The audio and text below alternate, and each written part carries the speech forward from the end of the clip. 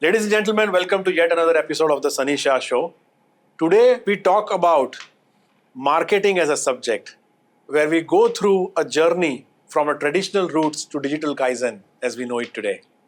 And to cover this important aspect of marketing and journey, we have a veteran from our industry with 25 plus years of experience, currently serving as the Chief Experience Officer at 𝗓𝗃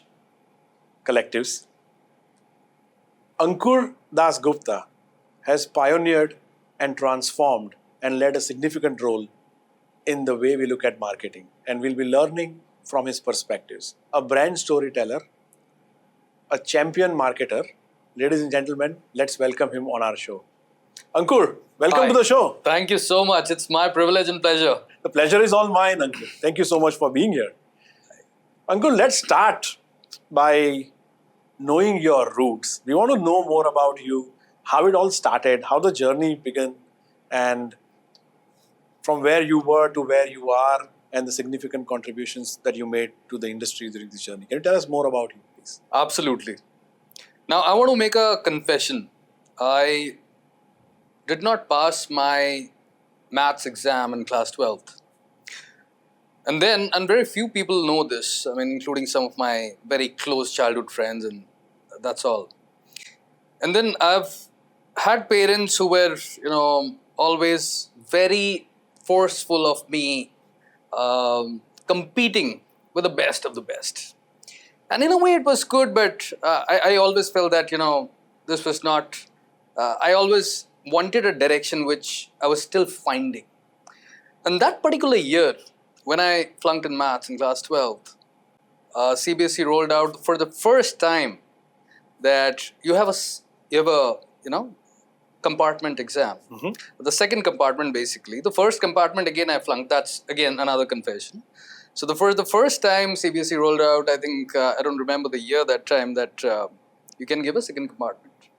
So my parents had put me into 3 tuitions, mathematics. 500 रुपए देके हर जगह tuition fit कर दिया. That was the time I requested my parents, allow me to do this on my own. There are 3 tuitions में नहीं हो पा रहा, how will you do, on your own? Calculus, trigonometry, and all that jazz, I've never understood. I've never applied that in my career till now, after that. So, after this, I did on my own. They allowed me. They said, okay, let's see how you do. I passed.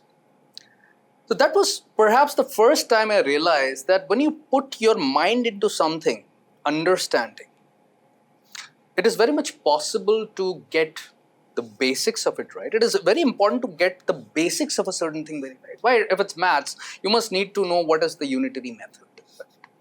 Similarly, when we come to marketing, I have thankfully, I've had the opportunity to know marketing as a subject inside out by working on different aspects of marketing hands-on. Like when we say actually dirtying our hands, I've had that guts to dirty my hands and learned from them. So my journey has been of a very average student. I was a very average student in school. I love to study, but I always used to study perhaps things which are not related to the course. So for example, if I used to study physics, I never used to study the NCERT book. I always used to study Resnick and Halliday. Okay. And my parents used to tell me, why are you reading all these books, for foreign authors and all? These are not even in your course. But perhaps that's the way my mind used to work. Sure.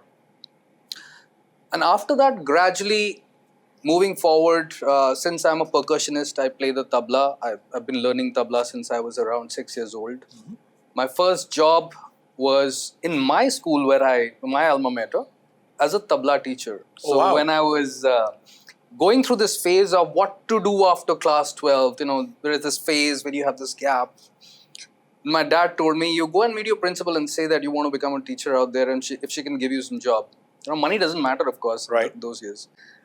I was very scared of my principal, and I still am. I don't know, out of sheer respect maybe. And I said, no, I can't do this alone. You have to come with me. You or mom have to come with me. But they said, no, you have to do this on your own. Now you're on your own. I went there. I waited. She met me. My first salary was about 1,350 rupees as a tabla teacher in school. And I enjoyed that. I had a ball of a time. And side by side, I was doing my course in advertising and marketing from 𝗪𝗵𝗵𝗵 as well. This is how the journey started. So you have a creative side of yours that I wasn't aware of, being a musician as well. Any particular reason you got inclined and the passion that you carry for marketing as a subject, were those things inculcated from your early childhood or something that you saw was missing in the industry that you wanted to solve a problem? Great question, Sunny. First of all, there was few things I was clear about and few things I was not clear about. And thankfully, I was clear about certain things. Like I was clear about, I'm very good with writing. I love to write. Okay. Now, what do I do with that? I used to write great poetry. Great as in, I mean, my teachers used to tell me, my parents used to tell me, my friends used to tell me, okay. And they used to get bored also because I used to do serious poetry. I have not done poetry in a while, but I love to write proses, poetry. I used to read Rabindranath Tagore's books. Now from there, I had this inclination that I want to get into something which allows me that ability to write, to hone my skills even more. Sure. So perhaps a publishing industry like the Times of India, and finally Times of India happened to me, and that was, I don't know how it happened. I mean, that point of time, there was this newspaper Ascent, where job opportunities used to come, Times Ascent. So I did a simple exercise. There was this job opportunity for the editorial. I sent in on an envelope, I still remember, to 𝗪𝗵𝗫 𝗪𝗵𝗫 and sending my resume. Did not hear from them about for 2 or 3 weeks, but perhaps around, if I remember, around after a month's time, I hear back from them. I get a call, my landline number. And then we had this dial phone, telephone, dial phone in those days. And no mobiles, no nothing. So I got a call that you have been selected for the response operations. I did not have a clue what that means. It was not editorial. I went for the interview and I joined there. But that happened only after I spent 3 years with GE Capital International Services. After my school, that was the first opportunity I got, and I feel very grateful because very few people get a pedestal at the first go, where you get an opportunity to get so many trainings, like Young Leaders Development Program, Six Sigma Green Belt, working with so many different people, flying off to US, flying off to on-the-job training, so many different countries, different cultures, different people. So it polishes you as a person for your next level roots. So that I feel very grateful for the kind of opportunities I have had. And then Times of India happened, and then gradually, but this inclination was from my writing that I had, that I want to get into media, but I'd never probably understood what media means. Sure. Very interesting. We coined this term called Digital Kaizen. From a marketing perspective, can you explain more about this? See, Kaizen, what happened was in GE, there were various teams. Okay. So my team was the team Kaizen. And thankfully, again, I feel very grateful that I got the essence of these terms, the depth of these terms very early in my career. Okay. Right. I mean, many people would know Kaizen means continuous improvement. Okay, it's a Japanese, origination. What is more important is applying that in daily life. And before applying, you have to believe in it. Yeah. That why would I apply? Like if I'm brushing my teeth daily, I know I have to brush my teeth daily because so-and-so. I have to take a shower because so-and-so. I have to look good. I have to dress well because so-and-so. I have to work with a so-and-so company because so-and-so. You have to have a reason to believe, the RTB. Now when Kaizen happened, gradually working there for such a long period, about almost 3 years, I realized that automatically it was getting defined into my DNA. Automatically, because it was not about only me, it was about the whole team that was working towards it. And thankfully, we had brilliant trainers at GE, that point of time, who imbibed us with a lot of concept as to why you should be doing this, and then coming to the probably how part of it. So gradually, things started moving, and I started applying Kaizen into my daily life. Like, how can I improve? What can I do to become a better version of myself, say 6 months down the lane? Okay. And then I used to ask myself, okay, what does my better version look like? Okay, so my better version looks like this. Now for that, what do I need to be doing? And it was difficult, it was not easy. Let me confess that it was not easy at all, because sometimes I was not able to keep up with those practices that I did. I was talking to somebody, an intern, and he was like, I was like, what do you want to improve in your life? And he was saying, I want to go to the gym. I said, why do you want to go to the gym? I want to stay fit, I want to build my body. And I said, okay, so what's stopping you? And this is a question I keep asking, like, what's stopping you? I asked that to myself also, what's stopping me? And he said, I can't wake up in the morning. And then we had a chat, I won't get into that, but this is probably one of the lamest excuse that we give ourselves. I can't do this, I'm not able to do this. If you want to do it, you can do then it. There are 3 questions I would say everybody should ask themselves. What is this? What is it that you want? Number 1. Number 2, how badly do you want it? And number 3, how much you're willing to suffer for getting there. And at the 3rd part, you get in terms with the real reality, hardcore, raw reality that you have to, and there has to be a suffering. Yeah. There is actually no pain, no gain without no pain. So even in the gym, you have to endure some amount of pain. If you're running a marathon, you have to go through that endurance aspect. Very interesting. What were the key inflection points that led you to lead this transformation from making a shift from traditional marketing strategies to digital first strategies that you are known for? Again, great question. I feel that it is not about me in this case. I feel it is all about the opportunities I got. So imagine a period, and I've told this to some of my friends and leadership trainings that I do, that it is very important to talk about the opportunities also that I got, and it is important to talk about the failures that I've had, because those are the ones that has made me who I am today and still evolving. So one is, when I joined Times of India, I was like, this is good, but this is not it. Something is missing. Print industry. Everybody is not made for everything. Yeah. A jockey is made to ride a horse. He's made for that task. He will do that. A SEO specialist, he will do SEO for the rest of his life. A physician, a general physician, would be a general physician until unless he chooses, okay, now I want to do my specialization. I want to become a cardiologist. I want to become a surgeon. Right?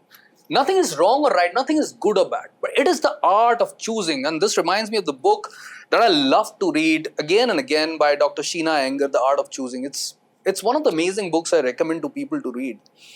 And this inflection points were mostly to do with much change in the industry. So once I moved from Times of India, like from GE to Times of India to India Today, from newspaper to magazine.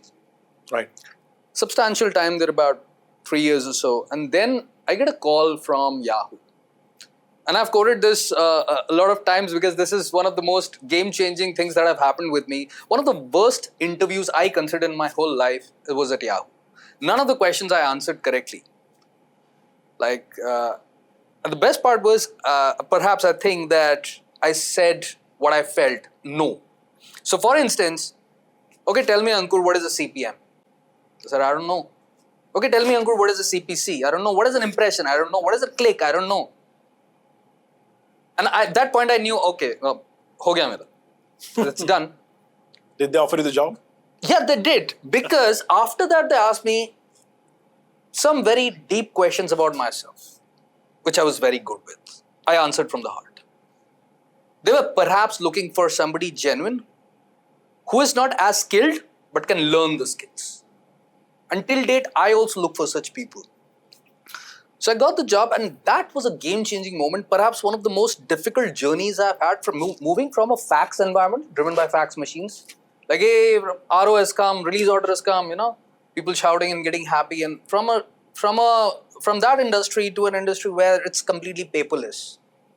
Like, you can't see a paper on it. My desk did not have a paper because I still had a notebook because I have this habit of writing. There's a software for everything.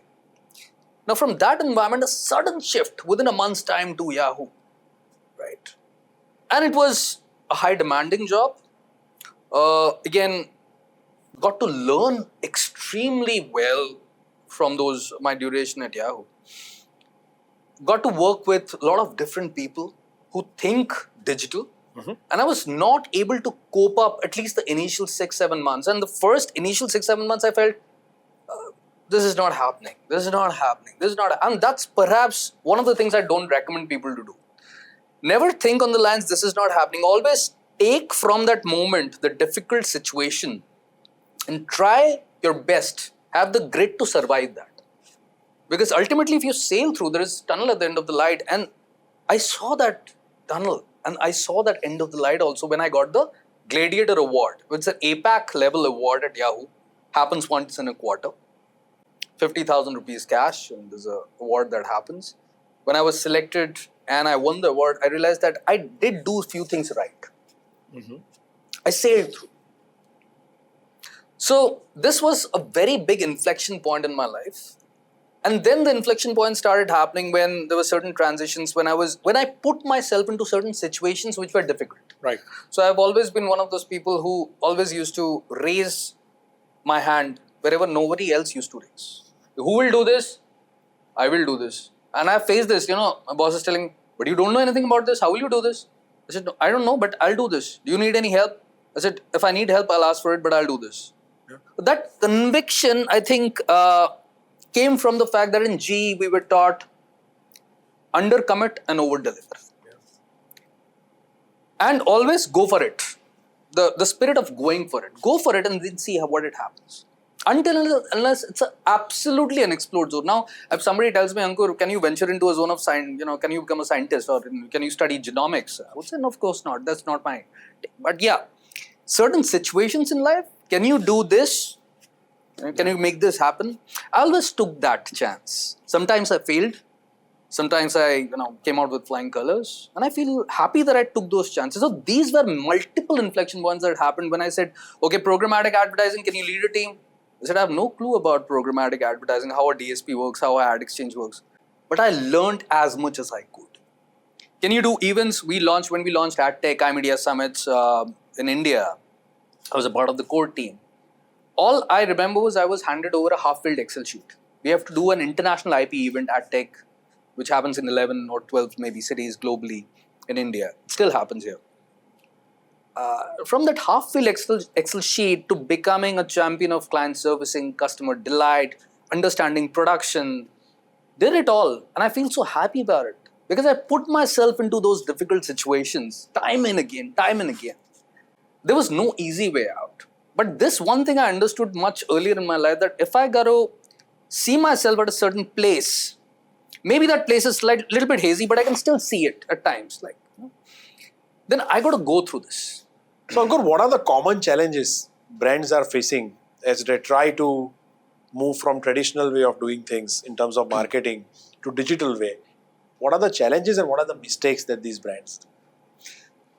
Again, a great question. I wouldn't say mistakes maybe, as we all learn and evolve, because people change, teams change, new leaders come in.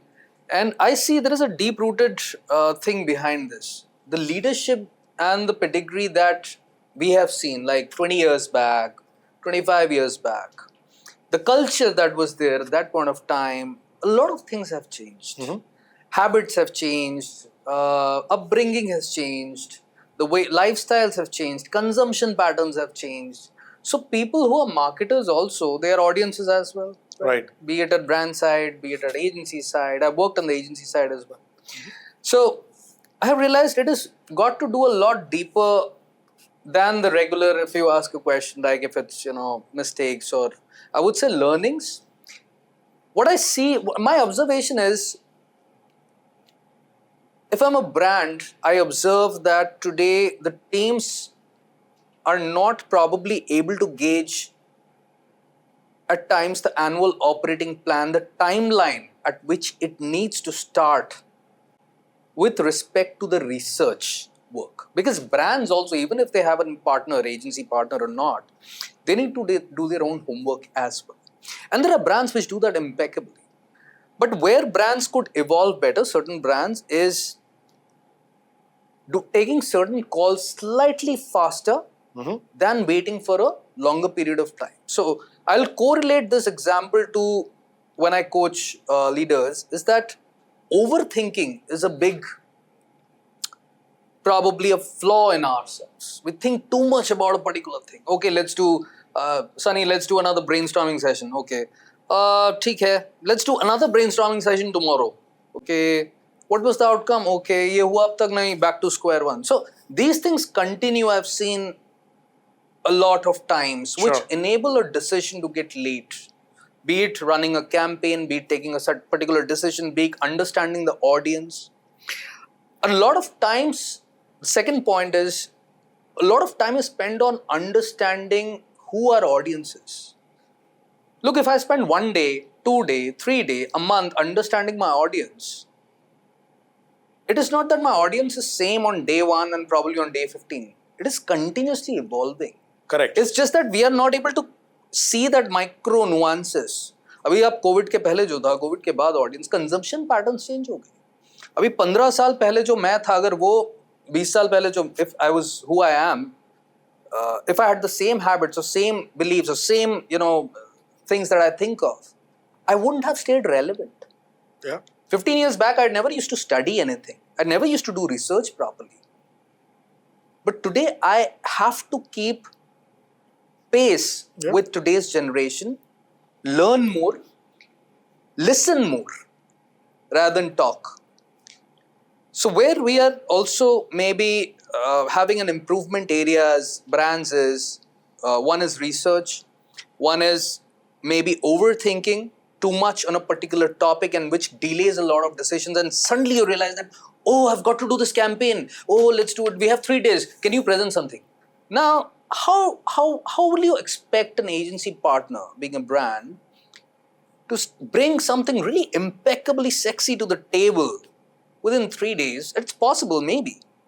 But there are other things also lined up, right? Maybe you are not able to put your best, but if you give it time and space, because look, it is a hardcore truth, in fact, that if your mind is slightly emptier than the usual, you will allow space for other things to come in.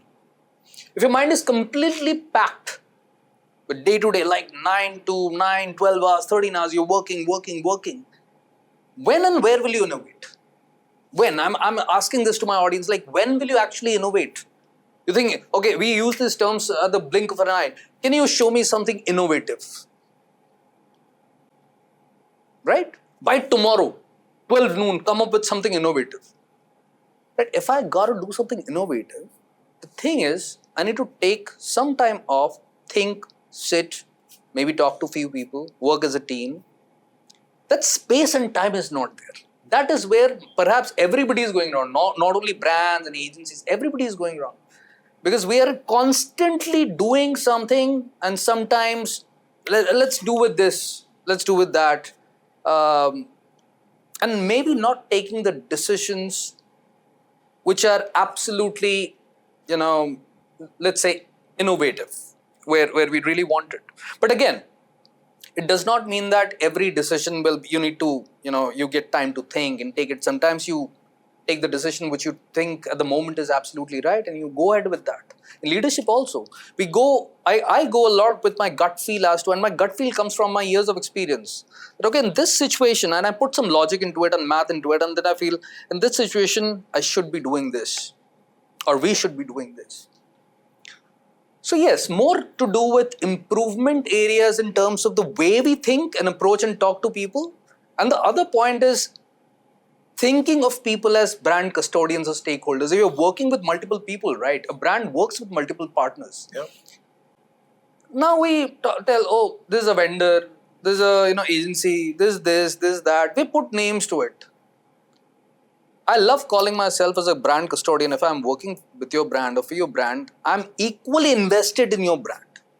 If I'm on the agency side, as a partner, I have to feel your brand at least as good as you do, if not better. So that's where the actual work, because it drives from a certain instinctive passion that I feel for your brand. Otherwise, it'll be regular work. You'll work. I've made a PPT. I've put some ideas into it, and the PPT is ready to be presented. I presented it. Okay. And the brand also says, okay, we have less time. Okay, we have shortlisting so many agencies and stuff like that. And it's a vicious cycle, right? Because people are not giving that space, little bit of space. Yeah. I'm not talking about lot of space, but a little bit of space to think and collaborate deeper. No, very, very good points. Everybody's talking about AI. Technologies like AI, automation, big data. How are they transforming your industry, especially the marketing strategies? Okay, I'll start. Great question. I'll start with this. When calculators came in, people were probably scared that actual mathematicians would go out of job or they won't get importance. And then computers came in, people again felt. My mom and dad were like, "Beta, computer सीखो, नहीं सीखोगे तो तुम्हारा future घोर अंधकार में." They enrolled for a course in IIT. They paid the money. My parents paid the money. I quit within 5 to 6 days. Because, people have to understand that it is not the end of the world. Okay, there is a thing that comes once in a while. Like in terms of mythology, Krishna ji aaye, beech mein aate rehte hain. Similarly, there's some boom in technology, like the .com boom that happened. Yeah. Similarly, AI is here. It is not here right now. It has been there since a long time. If we read history and stories.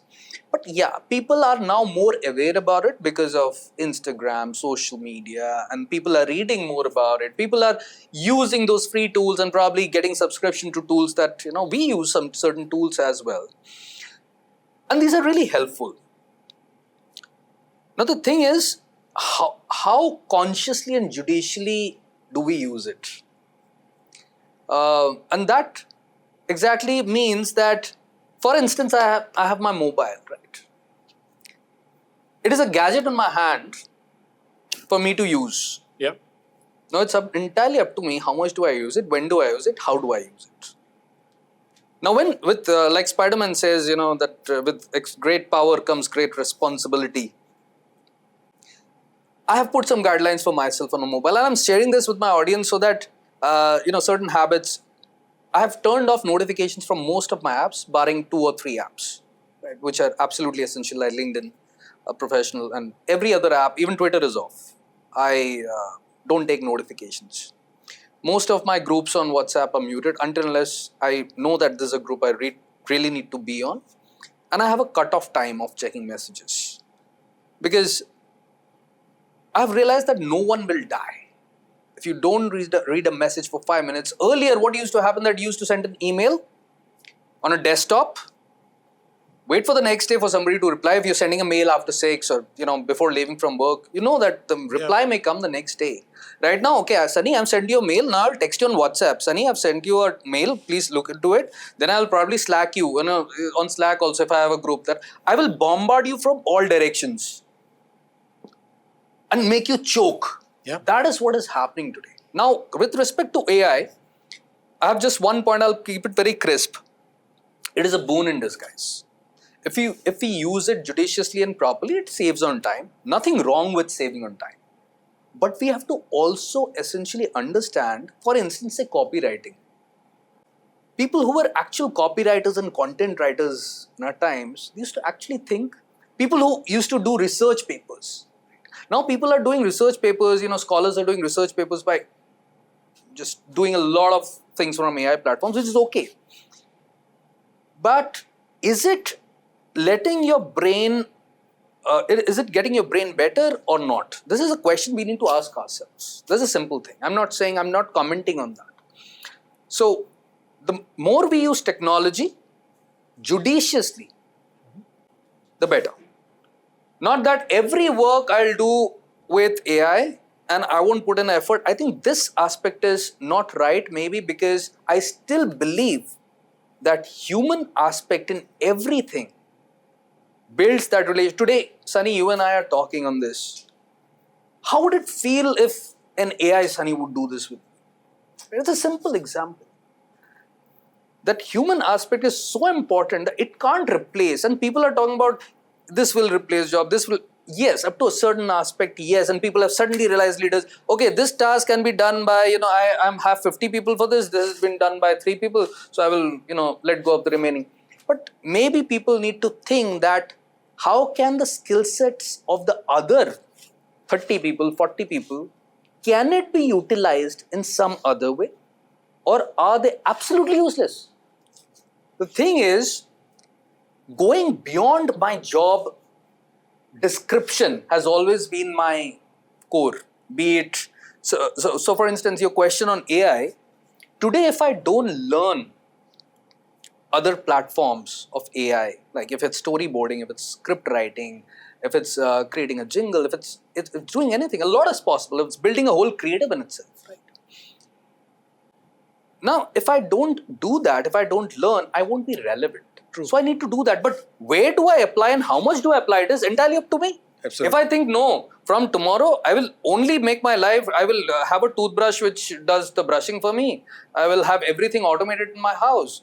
So, and I'll have everything done in my work and home with AI. Nothing wrong with that. But it's a choice we are making. Even as corporates, even as workplaces, at homes, everything. It's entirely to do with our mindset. आपको कहाँ evolve करना है? आपको कोई काम करे बगैर एकदम evolve कर जाना है और वही आपका evolution का definition है, तो so be it. Digital Kaizen. Kaizen obviously is a terminology for constant learning.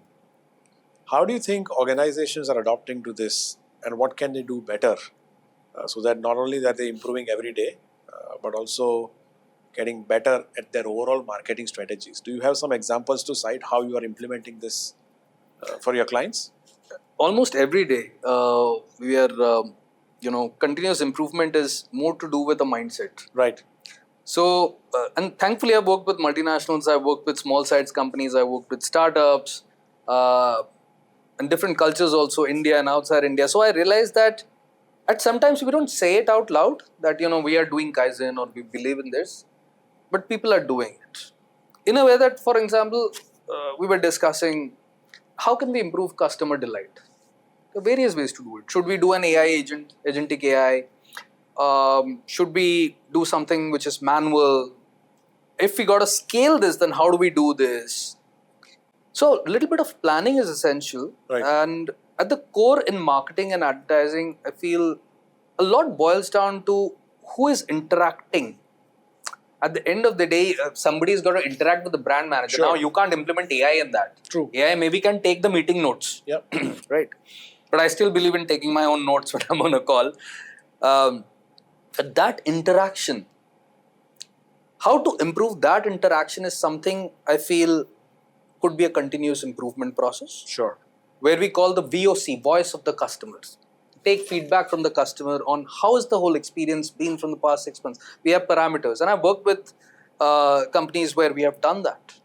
And client has been kind enough to highlight, here is where we need to improve. Because if the client is not telling you genuinely, then you're not actually getting the actual real feedback. That is number one. Number two is the way we have a thinking framework in marketing and advertising. Like everybody is talking about, okay, funnel strategy, and then we talk about the flywheel, we talk about a lot of frameworks. Now, which framework to use when? Our generation who are joining our new workplaces, like I'm talking about people who are between the 21, 22 to about 28 years of age. I think it's our responsibility to, as leaders, try not to confuse them. Right. And I've worked with so many places, I recognize the fact that when I was in a situation where I was handling actually ad operations, there were so many things, so many different things people were telling me that this is right, this is right, this is right, everything is right. But which one should I be doing at this point of time, which is correct for the business, in your opinion? So that is the thing where I feel that leaders have the key responsibility to imbibe the thing that, and I always tell this, look, there are multiple ways of reaching a particular goal. Yeah. Now, which route we choose at that point of time, something which drives from a certain amount of logic and experience needs to be transparently mentioned, I feel. And that helps in building the Kaizen for continuous improvement. Because that is where the moment when people understand, because that, all right, this is a decision I took in a particular situation like this. This is how I approached it. Now in a similar situation, similar, not exactly the same, similar situation, would I be doing the same approach? Now gradually you are on your own after a certain point of time. When you grow up, certain decisions you take for yourself. That's why we say that it's kind of lonely at the top, because certain things maybe you're not able to talk to a lot of people. But when you're like starting your career, you have a bunch of friends, like having lunch together and talking, having water cooler conversations. So to reach that level where you know that I'm taking this risk, I'm capable of taking this risk, I'm accountable for taking this risk. That happens when you go through that phase of continuous improvement in your daily lives, with respect to also marketing and advertising, the relationship with our clients. And that also comes from smaller decisions like how to build a presentation. There could be multiple ways to build a presentation, right? Now what happens that, all right, we build this presentation, so can we use the same flow, and because of paucity of time? Now look, nobody is wrong here. If an agency partner is getting lesser time to implement that, and I've seen this in so many places and so many talks with so many of my friends, how will you do it? Yeah. As I said, to innovate, to think, you need certain amount of space. So hence the Kaizen, I think, is more to do with interacting more with your circle, the right kind of people that you have, the closer knit circle. That's why I always believe in the mother and father. We don't get to choose; it happens. Right? Friends we choose since school and all. Yeah. So the circle that we choose in our daily lives, in our corporate circle, in our daily friend circle, that has to be. We have to be responsible and accountable for it. That and know that we are learning from each other. Yeah. Also in a way. Learning brings me to an important point. You've been a veteran in this field of marketing with almost 30 years put into this. For any of our professionals who are trying to get into this field, or marketing experts trying to build a career and penetrate more into this, what would your advice be for them? How can they learn from your experience and be better in their journey? And I'm humbled that you asked this question. I'm really humbled you asked this question. See, I don't think I'm in a position to give advice, honestly. Because I'm still a learner and I'm an unlearner as well. I unlearn a lot of things to learn new things. That is very important. I'm starting off a little bit with a slight flashback to arrive at the context. That if I don't unlearn certain things, certain beliefs, certain practices, then for every new situation, I'll keep doing the same thing that I used to do. True. And it is a difficult task to unlearn. But now it's become easier because daily conscious practice have, I can, get out of situations, get into the new frame and zone and get that with a fresh thinking, I can get it done. If there is an observation, not a suggestion, to people who want to, dive into marketing or who are already professionals and want to rise higher up in the ladder, it's more to do with values. It's nothing to do with marketing and advertising. If it's got to do with marketing and advertising, I only say one thing: understand the whole ecosystem. So, for instance, and I'm telling you my live example, if an SEO expert, search engine, optimization expert, says that I know SEO, I don't know how content marketing works. I don't know how paid performance marketing works. That is the root problem today. A media planner and buyer would say, I don't know what is SEO. I don't know what is content marketing. So when somebody says, I'm a digital marketer, and my straight question is, in general interviews that I take, that what in digital marketing, what? You understand, can you draw me what is digital ecosystem? That's simple. So if you can draw it on a whiteboard, then you're almost there. Right? And this is the exercise I've done time and again with myself. Because one of my coaches taught me this, that if you're able to visualize on a whiteboard what you're thinking, because digital marketing is not Google, Facebook. Run meta ads. This is digital marketing. Yeah. that is one of the core problems I see in today's younger generation. When we talk about, leaders who are fairly senior and, have seen the world, it is more to do with thought leadership, where they can build and empower teams, empowering and building the second line of leaders. It's more to do with that. Yeah. It is not daily that, getting into the daily nuances, because you have a team for that. You have reached a certain point where you're now building and creating more leaders, right, who can carry forward that vision. Of course, when there's a certain situation you need to get on, roll up your sleeves is absolutely fine. And then it has got to do with, for instance, I was talking about values. So values like, what do you believe in? If you talk about empathy, are you actually practicing it? Or do you put up empathy on your wall just because people are saying empathy, diversity and inclusion, I've also put it on my wall. Because now people are saying, so if I don't put it, then people will say I don't have diversity and inclusion. But does one understand the meaning of that? Like, I am POSH certified, prevention of sexual harassment work. And I've been on committees for two of my companies. And I feel very grateful because I've been selected for a reason, right? And I also feel humbled that from there I get a lot of learnings. So imbibing that vision within the people in your team, building in second line. When I was with one of the leading advertising agencies, the top KPI that I was giving that, Ankoor, the top KPI is building your second in line. Because बाकी पता था, media planning, buying, वो सब हो जाएगा. But building the second line is the most difficult, and it was the most difficult task for me. Succession planning is always the most difficult part. It is the most difficult. But I love it when companies say that this is the top KPI, that who will be the next in command, how can you build the second in line? वो कोई सोचता नहीं है.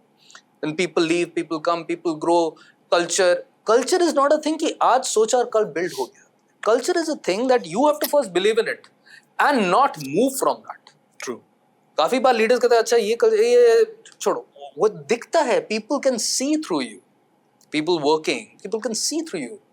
That no, this person does not believe in the culture himself or herself. And that's the hardcore fact of life. So I say that be transparent, be articulate enough to articulate your vision to your people. The bigger the team, the more difficult it is the task to articulate your vision to the people. And repeating it time and again so that people understand the depth of it. Like Kaizen we were talking about, Kaizen ऐसा नहीं था कि people spoke one day and we got it imbibed. Almost every day we were given trainings in that. How to imbibe that. Because that how part was difficult. Meaning to समझ आ गया था. How to apply. Similarly, when I did my Six Sigma training, I was like, oh, this is one of the most difficult tasks that I ever did. But when it completed, I was like, wow, this is a wonderful format of collaborating with people. True. Because you have no escape. तुमको काम करना ही पड़ेगा वो 5 जनों के साथ. Define, measure, analyze, improve, control, वो पूरा phase बनाना पड़ेगा. You have to go through that rigor. अब मैं नहीं करूँगा, मेरा आज मन नहीं है, मेरे को ये समझ नहीं आ रहा. There is no escape. It's a complete commando training. So, to answer your question, yes, I think leaders it's more to do with values than anything else. More to empower teams. Marketing, advertising, अगर तुमको वही पूरा ecosystem समझ आता है. Many CMOs, my peers have, and I also faced with the same problem initially. I always had doubts because that's constantly evolving. Now today it's a non-linear journey completely. पहले था DD1, DD2, Doordarshan था, बाहर board hoarding देख लिया, कुछ advertisement देख लिया, अभी इतना टच पॉइंट्स आ गया. ये इंस्टा में ये देखो, Amazon में ये देखो, इतना टच पॉइंट्स आ गया. Before purchasing anything, even when my wife is purchasing something, she does so much of research, reviews. But जरूरी नहीं ऑनलाइन खरीदेगी, कहीं जाके वही प्रोडक्ट कहीं फिजिकली मिलेगा कम दाम में, तो वो रिसर्च करते हैं लोग. Right. But quick commerce, e-commerce have changed the ball game. It's more to do with impulse. अभी मेरे को ये चाहिए. In one of my birthdays, I was in college, I think, getting my first job. Yeah. So I waited for about 3 to 4 years to get my first pair of jeans. I was telling this other day to somebody. I was asking my parents, I need a pair of jeans. Because all my friends have it. I said, the way you get your first salary or second salary, you buy it with your own money. So I waited for about 3-4 years to get my first pair of jeans. And I felt so happy after that. Abhi to, matlab, if my daughter needs something, available, she knows that there is something called quick commerce. You click a button and you'll get it. And if I told my grandfather today कि दादाजी आपको पता है अभी taxi book हो जाता है click में, he would have fainted, because we used to go to this taxi service, 𝗀𝗃𝗃 taxi service to book. Railway station जाना है तो सुबह जाके इतने बजे बोल के आओ, सरदार जी तैयार रहेंगे. तो ball game has changed. For us to evolve as marketers, we have to evolve as human beings first, then evolve as leaders, then understand what does leadership mean to us. But leader बोलने से leader नहीं हो जाता. Every leader has followers. Every follower has to be has the potential for a good leader. And every leader, including myself, I'm talking for myself, let aside everybody, every leader needs to be a good follower. अब मैं leader हूँ, मैं किसी को follow नहीं करता है, मैं किसी को मानता नहीं हूँ, ऐसा नहीं हो सकता. You have to be a good follower first. I love what 𝗬𝗵𝗵 preaches, and I've studied in my course when I was doing my certification from ICF, Advaita Vedanta, and a lot of aspects of quantum science, metaphysics, the way we think, how our brain functions, how important is when we are in our subconscious state of mind, a lot of aspects of that. So marketing and advertising is a very important thing, and the way I have evolved and still evolving is I don't think of marketing and advertising. I think of consumer journey, who my customer is, वो क्या खाता है, क्या पीता है, कहाँ जाता है, क्या habits होंगे उसके, then automatically all the answers come to me. If you know कि इसको touch point कहाँ करना है, पहले तो 2-3 touch point थे. Now you know that there are multiple touch points. But if somebody says my budget is say 100 rupees, अब 100 rupees मैं उतना ही कर सकता हूँ ना, 100 rupees में सब कुछ नहीं कर सकता. No, well said. I'm sure this can be almost like a second chapter, like a second episode, where we can extract more and more from you. But I believe the insights that you carry, the mindset that you have of making strategies around being digital first, ensuring that your clients evolve in their journey so that they get better ROI from their marketing spend, and most importantly, the purpose that you carry to make sure that your experience is cascaded to the second line, not just in your company or your organizations, but to anybody who can learn from you, has been very inspirational. And I think a lot of takeaways have been extracted by our audience to make sure that they are able to succeed in their marketing strategies and in their marketing professionals. So thank you so much for being here on the show today. It's a pleasure having you today. Thank you so much. No, it's my pleasure, and it's been wonderful interacting, Sunny. And I also feel grateful that the organization that I'm working with right now, 𝗬𝗁 wonderful, amazing leaders, wonderful team that we have. And it's a great opportunity working with today's youth and today's generation, because I also get to learn a lot from our founders, from the people that I work with. And my journey of becoming a coach has been also very inspirational to myself as well, because now I know that there are deeper aspects to certain things. There are always layers in which we think. So how deep can we go in a certain thought, and how fast can we do it? And without overthinking is some things which are very interesting, and I feel that marketing and advertising, communications, this is a very interesting field. But one has to be feeling for it to be in this field, because without that feeling, it becomes just a mundane job, right? You'll feel, okay, we are doing just a job, but you feel energized. Because I feel energized daily because something or the other new is coming up daily. It could be a new challenge, it could be a new brief, it could be a new communication strategy, and it's teamwork at the end of the day. So thank you so much, Sunny. You've been wonderful, and I'm really grateful you took out this time to make this happen. Likewise, thank you so much. So ladies and gentlemen, I hope you enjoyed today's episode. I hope you could learn a lot of things around marketing strategy. I hope you could understand the concept of digital Kaizen, and you can now implement it in and around your marketing strategies. That was Mr. Ankoor Dasguupta for us. Please make sure that you continue to subscribe and like to our channel so that we are able to bring more such insightful episodes to you. Thank you so much. This is me signing off.